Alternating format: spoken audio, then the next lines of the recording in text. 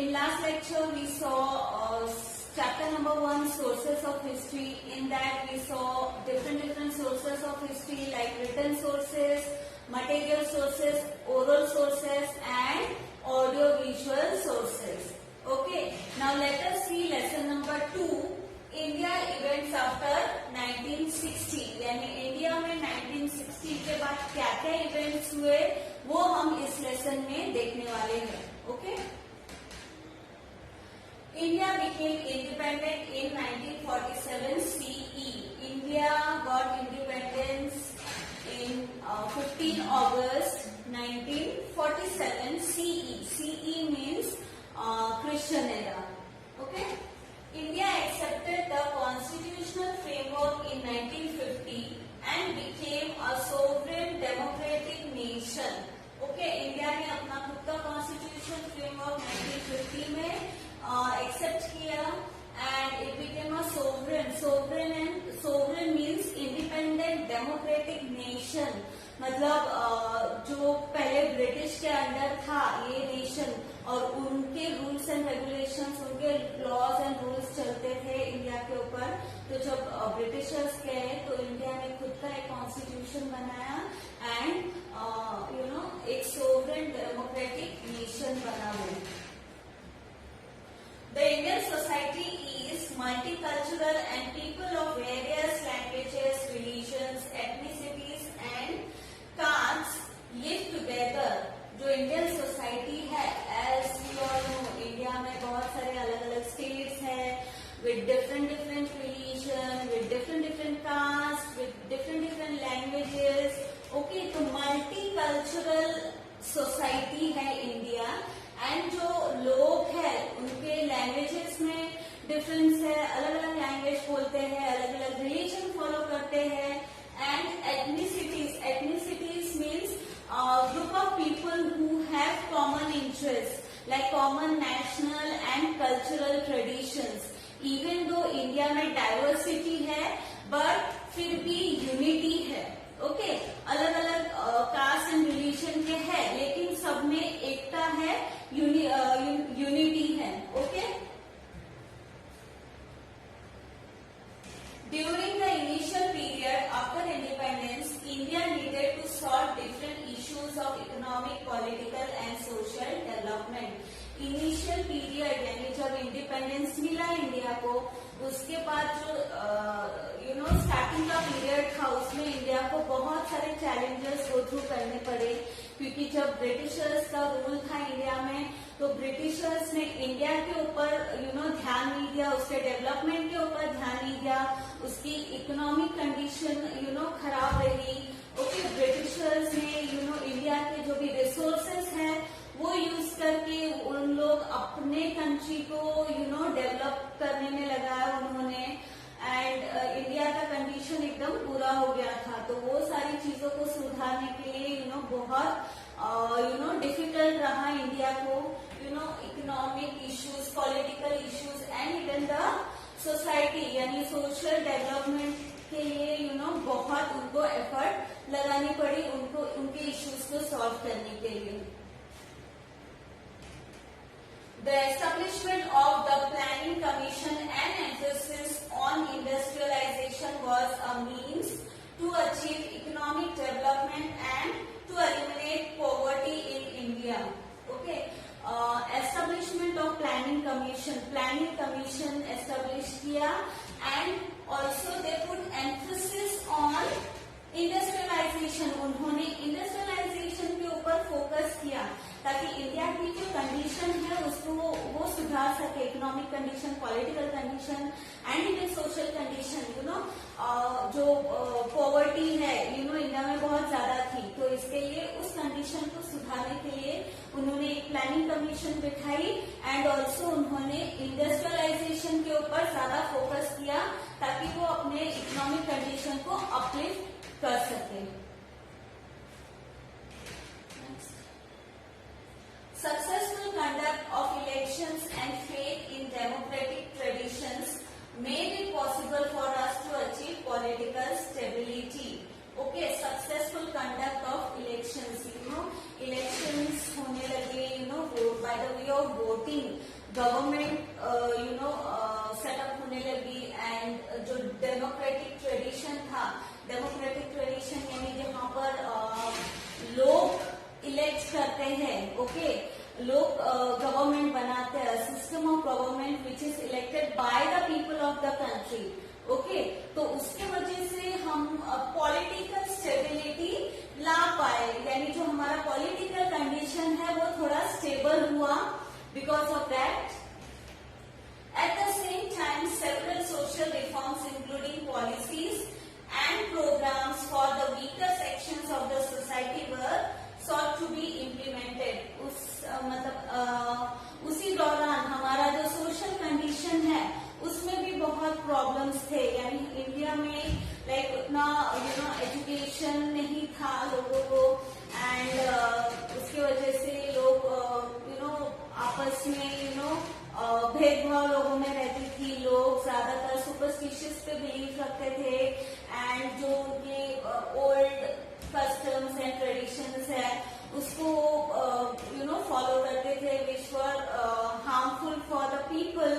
ठीक है, वो सारी चीजों में मतलब इंडिया चल रही थी उस टाइम पे, तो उसमें भी चेंजेस लाना बहुत जरूरी था एंड जो हमारे weaker section of the society है जैसे कि जो लोअर क्लास वाले लोग हैं एंड इवन द वुमेन, उनको अपलिफ्ट करना बहुत जरूरी था, उनको इक्वल स्टेटस सोसाइटी में देना बहुत जरूरी था ताकि सोशल जो कंडीशन है वो स्टेबल रहे.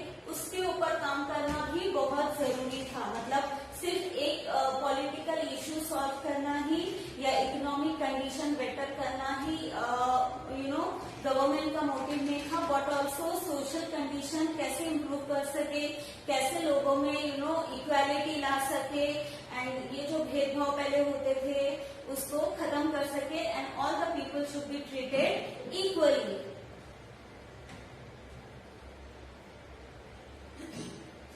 The 1960s, okay? In the decade of 1960s, several events occurred which had a huge impact on the political situation in the India. In the decade of 1960, decade means a period of 10 years, यानी 1960 से लेके 1970 तक का time, okay? Several events occurred which had a huge impact on the political situation. बहुत सारे ऐसे events हुए जिसकी वजह से पॉलिटिकल सिचुएशन में बहुत उसका गहरा असर हुआ. Okay, the reasons of Goa, Diu and Daman were freed from Portuguese rule and became parts of the Indian federation.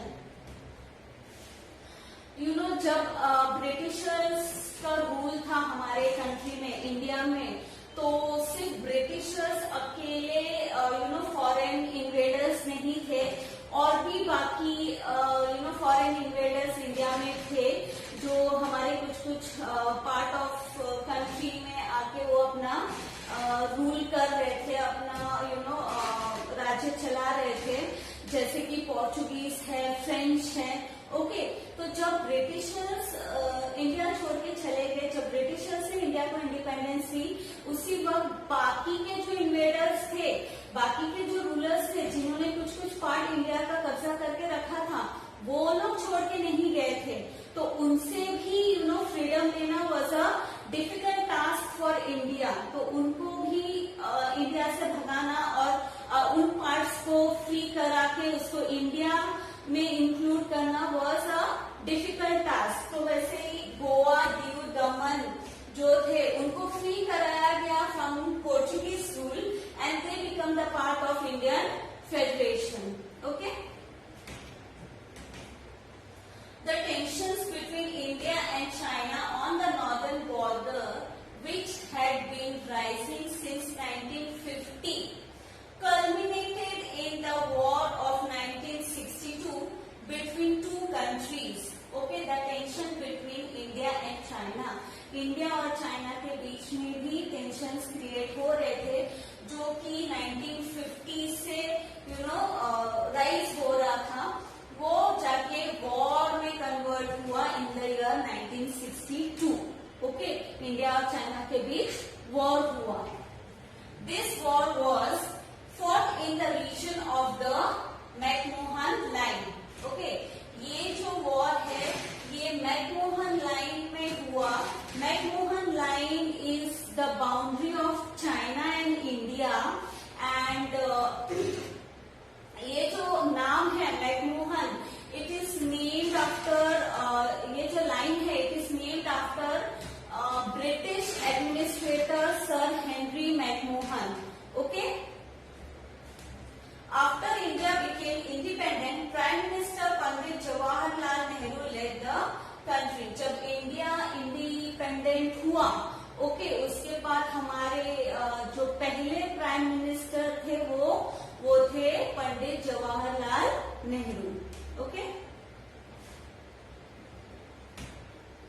he was the architect of India's foreign policy. His contribution to the social and economic development of India is significant. Okay, हमारे जो foreign policy है यानी एक country को दूसरे country के साथ यानी फॉरेन कंट्री के साथ रिलेशन मेंटेन करना बहुत इम्पोर्टेंट होता है ट्रेडिंग के लिए या फिर बाकी और रीजंस के लिए। तो उसके जो पॉलिसीज होते हैं वो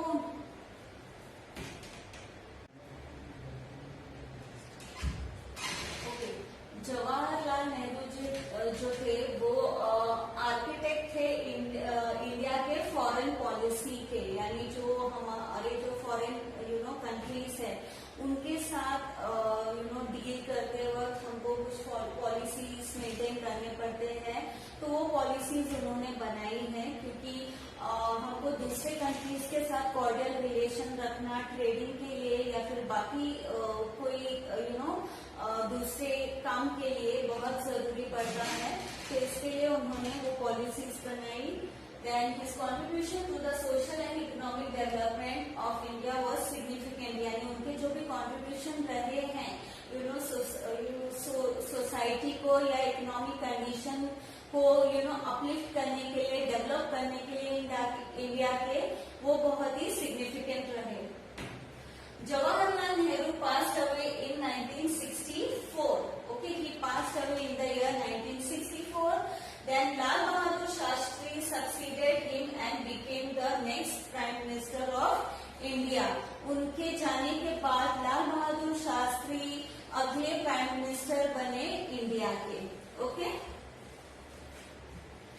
During his tenure, India and Pakistan went to war over the Kashmir issue in 1965.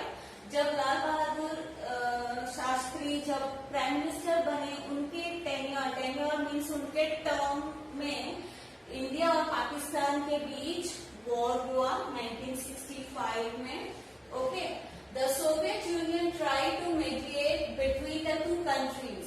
ठीक है, सोवियत यूनियन ने ट्राई किया दोनों कंट्रीज के बीच सुलह कराने के लिए, but Lal Bahadur Shastri gave the slogan जय जवान एंड जय किसान, with which he highlighted the importance of Indian soldiers and Indian farmers. उनकी एक स्लोगन है जय जवान जय किसान, मतलब through this slogan he highlighted the importance of our soldiers and of our farmers. मतलब उनकी क्या इम्पोर्टेंस है हमारे कंट्री में, वो उन्होंने हाईलाइट किया। Lal Bahadur Shastri breathed his last at Tashkent in 1966. मतलब Lal Bahadur Shastri died in 1966 in Tashkent. Tashkent is a place in Uzbekistan. Okay. Indira Gandhi became the Prime Minister of India in 1966. After him in 1966, Indira Gandhi became the Prime Minister. During her tenure, Pakistan's oppressive policy in East Pakistan resulted in a big movement there. East Pakistan means present day में Bangladesh. Okay, तो उस time पे पाकिस्तान और east Pakistan के बीच जो माहौल था वो थोड़ा गड़बड़ था, उनके बीच कॉन्फ्लिक्ट चल रहे थे। ठीक है, this movement was led by Sheikh Mujibur Rahman and his organisation Mukti Vahini. Okay, ये जो मूवमेंट था उस टाइम पे, तो वो किसने लीड किया था? शेख मुजीबुर रहमान एंड उनका जो ऑर्गेनाइजेशन है मुक्ति वाहिनी। This crisis in East Pakistan affected India as well because millions of refugees came to India. ये जो कॉन्फ्लिक्ट था ईस्ट पाकिस्तान और पाकिस्तान के बीच, उसके वजह से इंडिया भी अफेक्टेड हुआ, क्योंकि बहुत सारे जो रेफ्यूजी थे वो इंडिया आए थे। रेफ्यूजी यानी जो लोग अपने कंट्री को छोड़ के दूसरे कंट्री में जाने के लिए मजबूर हो जाते हैं because of the situation like war या नेचुरल कैलेमिटीज, तो वो दूसरे कंट्री में जाने के लिए और वहां पर शेल्टर लेने के लिए मजबूर हो जाते हैं। तो जब पाकिस्तान और ईस्ट पाकिस्तान के बीच कॉन्फ्लिक्ट चल रहा था, उस टाइम बहुत सारे रेफ्यूजीज इंडिया में आई। क्यों? क्योंकि इंडिया ने ईस्ट पाकिस्तान यानी बांग्लादेश को सपोर्ट किया था इस मूवमेंट में।